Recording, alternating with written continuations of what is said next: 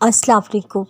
خدا آپ کی شہرک سے بھی زیادہ قریب ہے اور آپ رونے کو کندھے ڈھونڈتے ہیں۔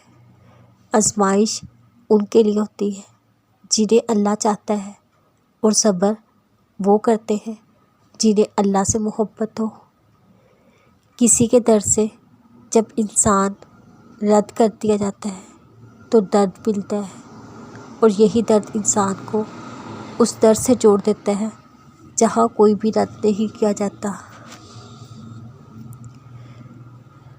کائنات میں کتنی بڑی رکاوٹیں کیوں نہ آ جائیں، کوئی ایسی رکاوٹ نہیں جو تمہاری آواز کو اس تک نہ جانے دے۔ کوئی ایسی پکار نہیں جو اللہ نے تمہاری سنی نہ ہو۔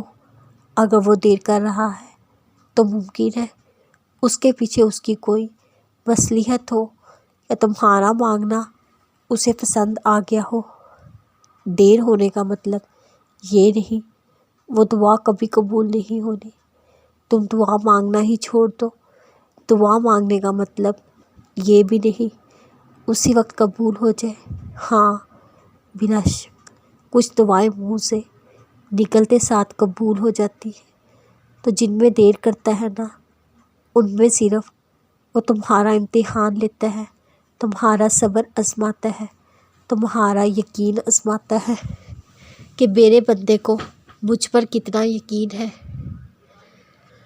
جب تم اپنے آپ پر ضبط کر کے خود کو کسی ایسے کام سے روکتے ہو جو تمہاری پسند کا ہوتا ہے مگر تمہارے رب کو پسند نہیں ہوتا، تو تم جانتے ہو اس وقت اس رب کو تم پر بہت پیار آتا ہے، اور اس لمحے وہ تمہاری دعا پر کن فرما دیتا ہے۔ تم آج اس کی رضا قبول کر لو، پھر وہ تمہیں تمہاری رضا نصیب کر دے گا۔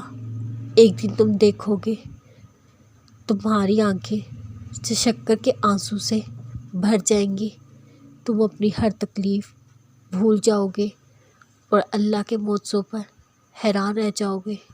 تمہارے صبر کا اجر بہت حسین ہوگا۔